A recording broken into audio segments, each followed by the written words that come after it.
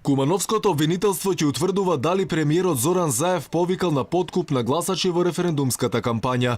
Постапката се покренува по кривичните пријави поднесени од ВМРО-ДПМН, Глас за Македонија и Светскиот македонски конгрес. Трите кривични пријави поднесени против Заев се споени во една, од причина што сите го обвинуваат за исто дело. Говорот на премиерот во Крива Паланка, каде тој ги повика бизнисмените да им поделат бонус плата на работниците ако излезат на гласање. Се однесува за поднесена кривична пријава од страна на две политички партии и едно здружение на граѓани за настан во текот на кампањата за говор одржан од страна на премиерот.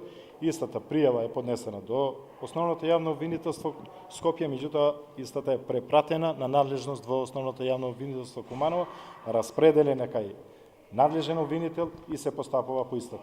Случајот со Заев е единствениот кој се истражува, се однесува за периодот на кампањата на референдумот. За денот на гласање обвинителството истражува 40 пријави за полнење кутии, фотографирање, неовластено снимање, притисок, агитирање. Најголем дел од пријавите се за денот на гласањето во Скопје. За еден од нив веќе има поднесено и кривична пријава.